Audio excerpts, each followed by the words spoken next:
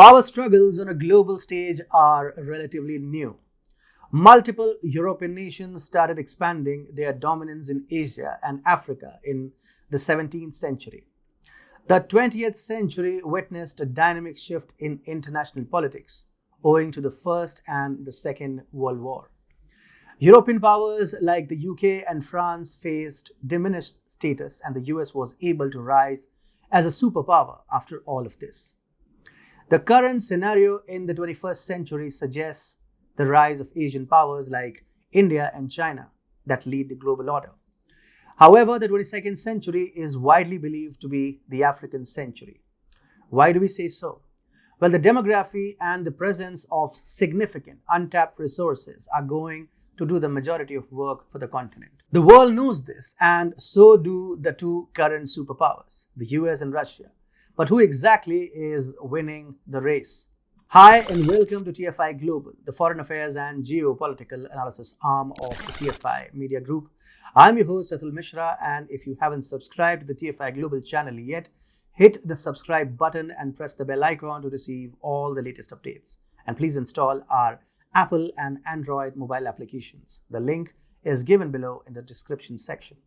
Let's begin. The Biden administration has undone multiple achievements of the previous governments in Africa.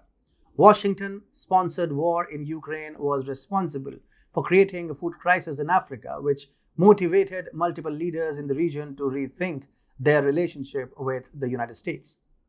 China has also been trying to get into multiple nations of Africa through its Belt and Road Initiative investments. However, China's trend of influencing multiple nations in Asia, namely Pakistan and Sri Lanka, under its debt trap policy has alarmed the African states too. Multiple states in Africa have downgraded Chinese involvement in their countries and are now focusing on nations like India and Russia. Putin has picked up pace amid the recent political changes internationally. He saw through USA's attempts to reconcile relations with Africa and launched his counter to prevent that from happening. US President Joe Biden previously announced that the United States is going to bring together leaders from across the African continent for a major summit in Washington, D.C. The main motive of the summit is to discuss pressing challenges from food security to climate change as per the White House. But this summit is planned for December, and we all know how late this is. Immediately after the announcement of the Africa Summit by the US, Russia dispatched its top official to Africa. Russian Foreign Minister Sergei Lavrov met with senior officials of the Egyptian government of Abdel Fattah al-Sisi, a key ally of the United States in the region. Furthermore, Russia's state-owned energy corporation, Rosatom, started construction of Egypt's first nuclear power plant this week. Nations like Ethiopia and Uganda have also started to shift their allegiance to Russia for multiple reasons.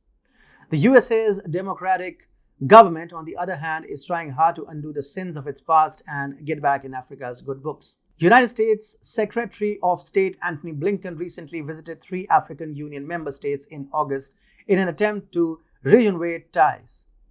Blinken first visited the Republic of South Africa and conversed with the country's ruling African National Congress, or ANC leadership, which previously refused to denounce Moscow over its special military operation in Ukraine.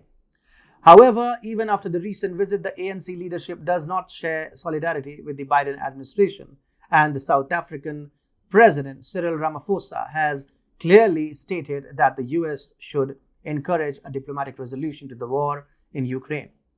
Moreover, the US and South African leadership is also divided on many issues like Palestine and the struggle for control of Western Sahara between the Kingdom of Morocco and Sahrawi Arab Democratic Republic, or the SADR.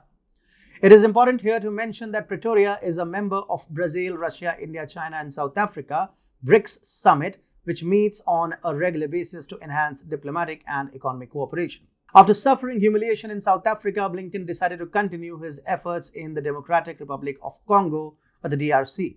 However, the issues between the DRC and its neighbor Rwanda have impacted US policy in the region. DRC claims that Rwanda backs a group known as the M23 rebels, which reportedly promote violence in East DRC and has impacted civilians, thus downgrading relations between the two nations. In most African countries, this is the situation. Either they are tied to the West or simply want to escape the Chinese debt trap. and Russia is proving to be their most advantageous ally to assist them in doing away with the diktats of both Beijing and Washington. The US desires that Africa submits to its decrees, but Africa believes otherwise. You see, Africa has started to decimate the neo-imperialism of the US and China, and now the continent is beginning to welcome Russia to its soil.